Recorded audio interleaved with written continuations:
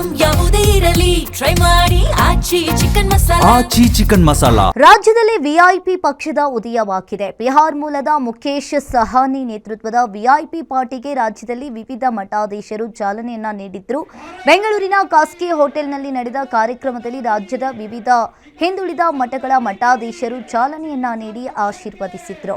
ಇದೇ ವೇಳೆ ಪಕ್ಷದ ಸಂಸ್ಥಾಪಕ ಮುಖೇಶ್ ಸಹಾನಿ, ಪದ್ಮಶ್ರೀ ಪ್ರಶಸ್ತಿ ಪುರಸ್ಕೃತ ಜೋಗತಿ ಮಂಜಮ್ಮ ಹಾಗೂ ವಿವಿಧ ಮಠಾಧೀಶರು ಉಪಸ್ಥಿತರಿದ್ದರು.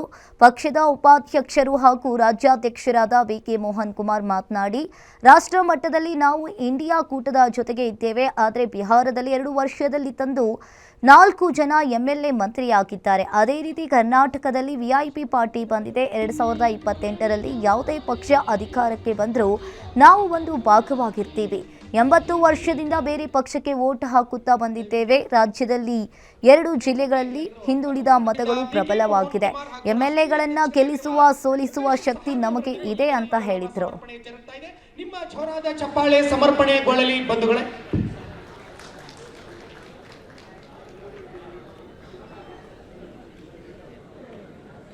ತೃತೀಯ ಲಿಂಗವನ್ನ ಒಂದು ಸಮಾಜದಲ್ಲಿ ಶೋಷಿತ ವರ್ಗವನ್ನ ಎನಿಸಿಕೊಂಡಿರುವಂತಹ ಆ ಸಮಾಜಕ್ಕೆ ಆತ್ಮಬಲವನ್ನ ಆತ್ಮಛಲವನ್ನ ನೀಡಿದ ಭಗವಂತ ಬಿಕೆ ಮೋಹನ್ ಕುಮಾರ್ ಹಾಗೂ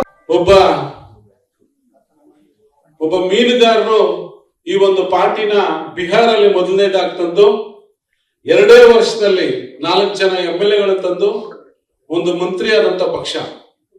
ಇವತ್ತು ಉತ್ತರ ಪ್ರದೇಶದಲ್ಲಿ ಸಮಾಜವಾದಿ ಪಾರ್ಟಿ, ಕಾಂಗ್ರೆಸ್ ಜೊತೆಯಲ್ಲಿ ನಮ್ಮ ವಿಐಪಿ ಪಾರ್ಟಿನೂ ಸೇರ್ಕೊಂಡು ಅಲ್ಲಿ ಎಲೆಕ್ಷನ್ ಮಾಡ್ತಾ ಇದ್ದೀವಿ. ಅದೇ ರೀತಿ ಇವತ್ತು ಕರ್ನಾಟಕಕ್ಕೂ ಬಂದಿದೆ.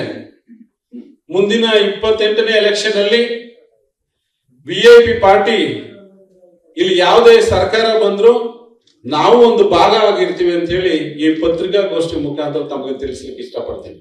ಒಬ್ಬ